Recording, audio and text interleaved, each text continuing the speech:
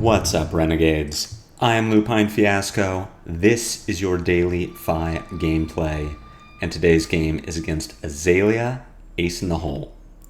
For anyone who's new to the channel, welcome.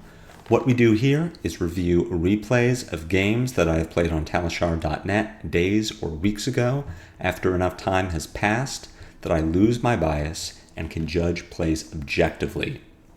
I'll walk through turn cycles as if I were taking them now, explaining my thought processes for the lines that I would take, and we'll compare those to what lines I took in the past.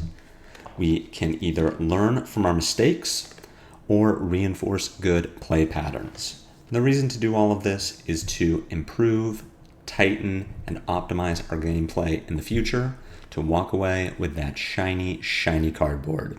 With all that said, let's talk about our sideboard and game plan. Today's game features my harmonized Kadachi list. If you would like to take a look at the deck list online, check it out for yourself, or even try it on Talishar, you can find the deck link in the video description below. While you're down there, if you haven't already done so, please consider subscribing to the channel.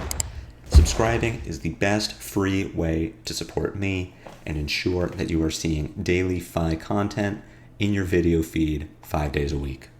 Against Azalea, we are really looking to go second. This is a matchup that can be heavily decided based on tempo, and having the ability to block out Azalea's first big arrow on her turn one lets us use our resources well to defend, then draw back up at the end of Azalea's turn, meaning that we immediately get to go on the offensive.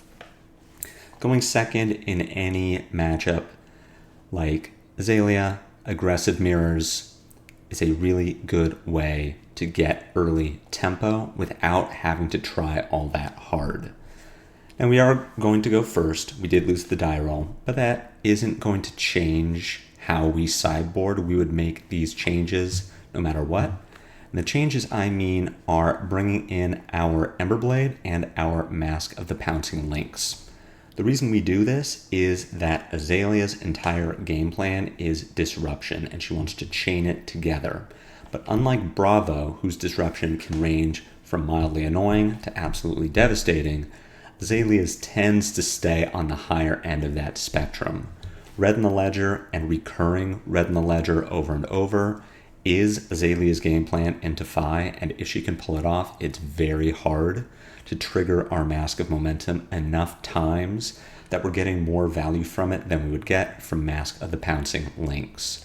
So we're bringing in Emberblade and Pouncing Lynx with the idea that we're going to have one big turn, that eventually Azalea is going to stumble and we're going to take advantage of that. We are keeping our Flamescale Furnace. The 3 life is helpful. The ability to block on hits such as Red in the Ledger or Remorseless is helpful. And even the activated ability can help fix bad turns, or under the effects of Red in the Ledger, we can pitch cards to Flamescale Furnace to get them out of our hand if we think that the hand might be better served by drawing a new card. Rangers at this point in time cannot deal arcane damage, so we don't need our Arcane Barrier or our Spell Void, and we're going to keep our Shuko and our Snapdragon Scalers. Moving into the 60 cards, we are just going to cut 2 copies of Double Strike and bring in 2 copies of Command and Conquer. Now this may look weird, and in the past I have been the sort of player to bring 5 or 6 defense reactions in against Azalea to try and take power away from those big dominated Red in the Ledger turns. The problem with that line, in my experience and opinion, is that on Azalea's biggest turns, it doesn't really matter how many defense reactions you have. If Azalea is dominating a 14 damage arrow, you could have a Sink Blow in arsenal and a Sink Blow in hand, and you're still having to give 2 pieces of equipment to not get hit. And if you do manage to block it out, now you have a 3-card hand. And you can't do much with a 3-card hand against Azalea, especially if she's chaining Disruption together. The most damage that FaB can deal off of a 3-card hand, realistically, is 14. And that's based on a Head Jab, an Emberblade, a Phoenix Flame, and a Shuko Lava Burst, which, now that I'm thinking about the math, is even 13 points of damage. And if Azalea is chaining Disruption, that isn't enough to pressure her off of continuing to pound you until you're dead. So we're cutting the defense reactions altogether for this game plan of blowing Azalea up as soon as she takes a turn off. If we are going to try to high roll with Art of War, we want to make sure, as much as possible, that every card we're drawing is going to contribute to this plan of blowing her up. As far as cutting double strikes under the effects of Red in the Ledger, they just aren't very good. Only being to attack one time with it is a 0 for 1. We are not interested in playing that. Command and Conquer, on the other hand, while not always being as useful against Azalea as it is against Lexi, the ability to disrupt the arsenal can be good. Azalea does tend to run some defense reactions against FaB, and being able to prevent her from getting value out of them is nice. But more than anything, Command and Conquer is a great attack action to bring back from your discard when you are forced to do so by Codex of Frailty. It is a 2-card 5 with a powerful on-hit. Because Codex of Frailty gives Azalea a ponder, she is basically guaranteed to have something that Command and Conquer will hit. And overall, it is an effect that we want more of in our deck. Moving into our game plan for Azalea, I've already touched a couple of times on the idea that we want to blow her up. So we are trying to set up a 5-card hand with Art of War. We want to keep our Snapdragon Scalers for as long as possible because we have Mask of the Pouncing Lynx. We really would like to set up a double finisher turn, particularly something like Lava Burst Salt the Wound or Salt the Wound Salt the Wound if we can go wide enough. And Snapdragon Scalers really is the catalyst for that double finisher. And Mask of the Pouncing Lynx's power goes way down without it. Other things to consider are Warmonger's Diplomacy. This is not a card we ever want to block with or pitch. If we can avoid it, we want to be playing Warmonger's Diplomacy. Azalea is particularly weak to it, as half of her deck is non-attack actions and the other half is attack actions. If we can prevent her from setting up these big dominated arrows with powerful on-hits, we are going to be in a much better position in the game. It isn't always effective. Azalea does run Ravenous Rabbles, Enlightened Strikes, and powerful arrows, but it is a good stopgap. Finally, breaking points are important as ways to further disrupt Azalea's arsenal. You know the game plan, you know the sideboard, you know what we are bringing in from and taking out to the inventory. Let's jump into the game and see how it all comes together. Phoenix Flame goes to discard. Let's take a look at this hand. It's a pooper. We have no natural red go again, so this Blaze Headlong is unplayable at the moment, unless we really wanted to break our Snapdragon Scalers on turn 0, which we don't. We are going to pitch our Brand with Cinderclaw into FaB to pick up our Phoenix Flame. Phoenix Flame for 0, followed by Blaze Headlong for 4. It's not the strongest play, but who knows? Maybe it gets some damage over if Azalea doesn't feel much like blocking. We can then follow up with a Shuko'd Lava Burst, but what I will probably do is send a Snatch as a follow-up to the Blaze Headlong. Still pretty unlikely to hit, and honestly, Snatch is a better card to put into Arsenal than Lava Burst is. It is a stronger 1-card play, but neither one is great, and we might want to take advantage of Azalea having some weird cards in hand. Maybe she doesn't feel like blocking the Snatch. Maybe she doesn't feel that she has to. Either way, I do think that sending Snatch here is overall a slightly better line, or I guess more accurately, less worse, less bad than sending Lava Burst. We see that Azalea does let us get the on-hit drawing into an Enlightened Strike, which is a much better card to put into our arsenal than Lava Burst, so we are going to stick that in there. We draw into a pretty crummy hand. A blue here, replacing CNC or Lava Burst would be really, really good, but as it is, we're going to make this work. Azalea here playing out her first Codex with us on Emberblade. It is not nearly so bad. And swapping out an Infecting Arrow into a Hamstring Shot. So let's let her fire that off, and we're going to take a look at this hand. I have thought a long time about the best play to make here. As far as I see it, we have a few options for what we can do on our turn. We can choose to block this Hamstring Shot with a Breaking Point, take 5 points of damage with a Blood Rot attached, so essentially we are taking 7 from this. 5 from the Hamstring Shot and 2 from the Blood Rot Pox. With our 3 remaining cards, we play our Enlightened Strike, we pitch a Mounting Anger, and we bottom a Lava Burst, come in for 6, and arsenal our Command and Conquer. The other line, as I see it, is we don't block the Hamstring Shot. We take 10, and on our turn, we play Enlightened Strike, bottom a Breaking Point, pitch a Lava Burst, and draw a card. E-Strike comes for 4. We use our Snapdragons, and what we're really looking for here is a blue, because if we draw into a blue, we can follow up with a Mounting Anger and then Command and Conquer. It's a 14 damage turn. It uses our Snapdragons, which runs counter to our Blow Them Up plan, but it presents a good amount of damage, and it presents a meaningful on-hit. Azalea has the Ponder, is going to draw a card to put into Arsenal, and CNC will be live. So what we are evaluating here is the higher damage upside of E-Strike draw card versus the keeping our Snapdragon Scalers upside of blocking and E-Striking for 6. I've really waffled on this decision back and forth.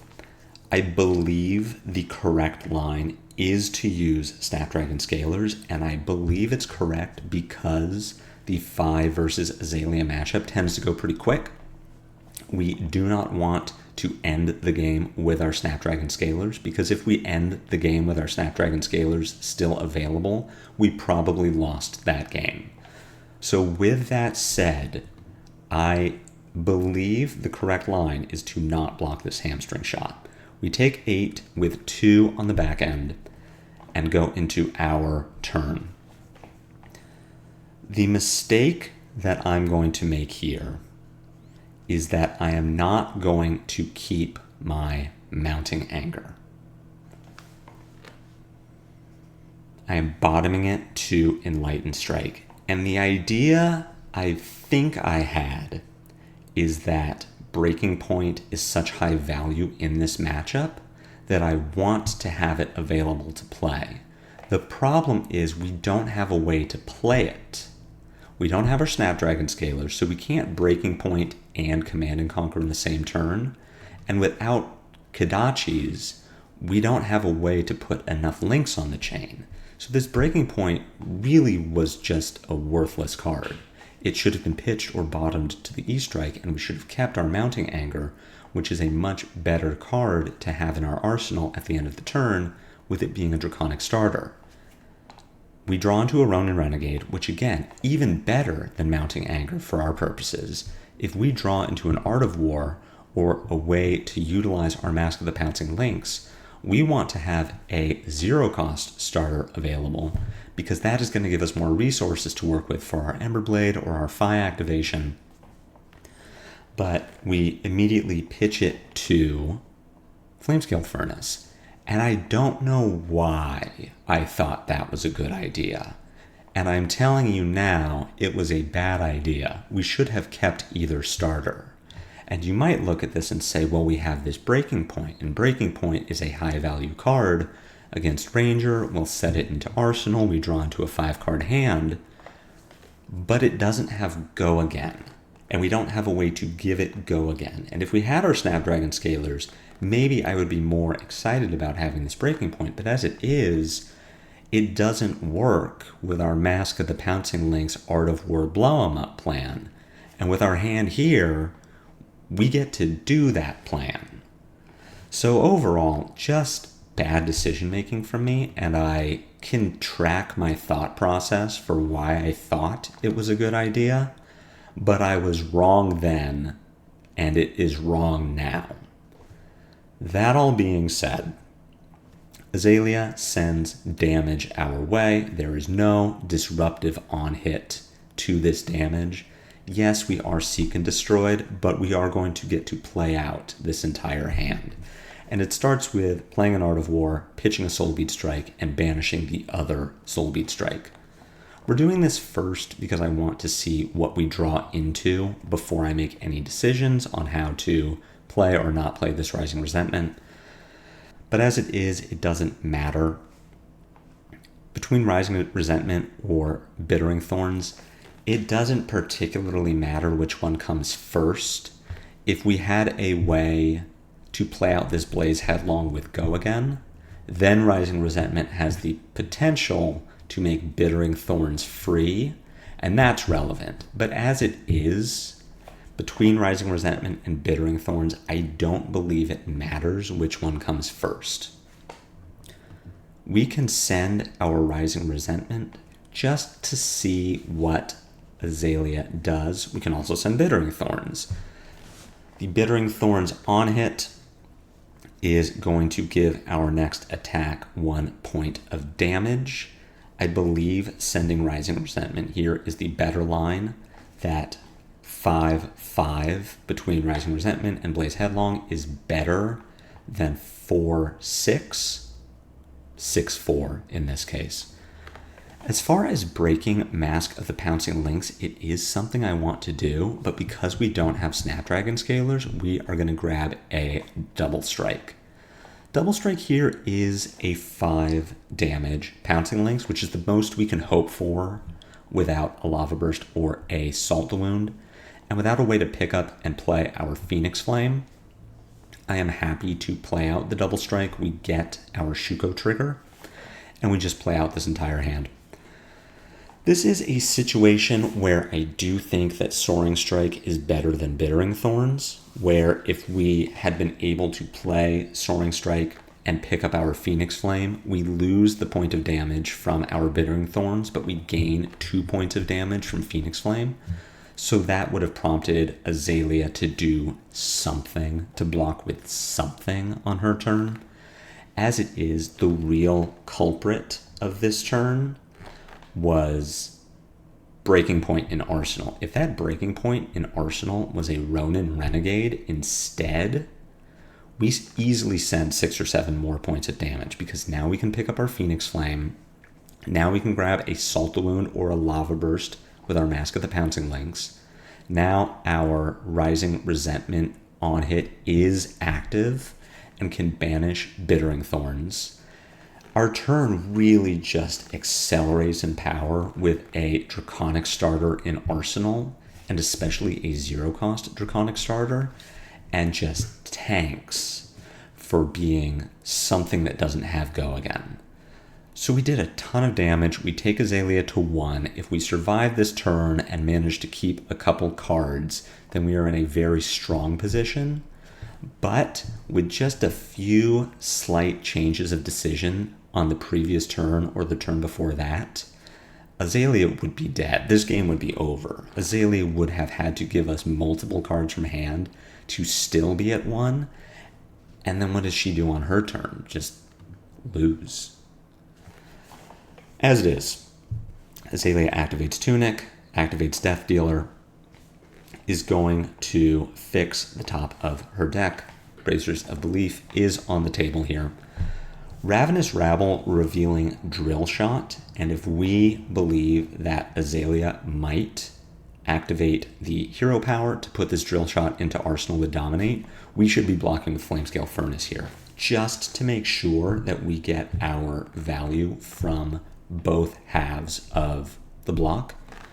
If we block this Ravenous Rabble for 2, Azalea needs to break the chain to activate her hero power, which means that Flamescale Furnace becomes available to block again if we need to block this drill shot.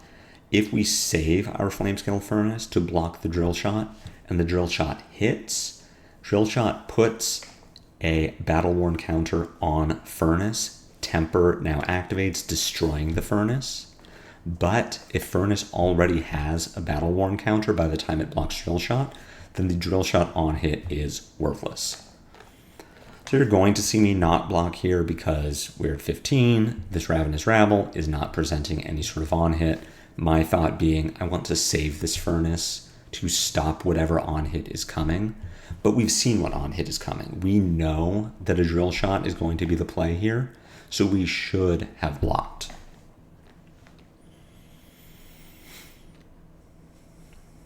We are watching Azalea construct a very powerful drill shot. Drill shot here coming in for 15. We can block this with both pieces of armor as well as a Warmonger's Diplomacy. Normally, I wouldn't want to block with Warmongers. I want to keep it to get the value out of it. But looking at the rest of our hand, we can send Rising Resentment, Emberblade for 3, pick up and play our Phoenix Flame, then play a Snatch. It's going to be a very strong turn, and Azalea has to block all of it. So we're going to get a couple of cards from her and be in a pretty good position. So I would rather block a little extra damage here. Keeping in mind that if we had blocked correctly earlier in this turn, we would have 1 extra point of life to play with. We still have to make the same block, but we're at 4 instead of 3, and that might be relevant.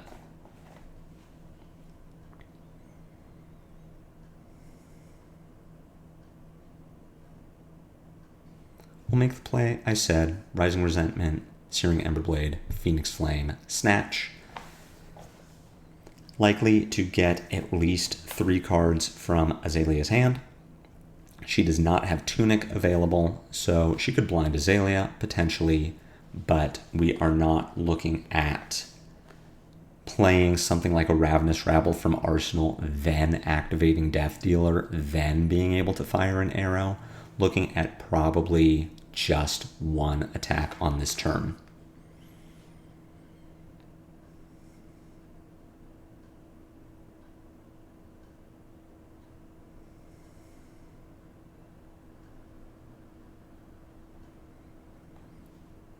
Ending our chain with Snatch, getting another card from Azalea's hand and the cross wrap, drawing into some pretty decent cards.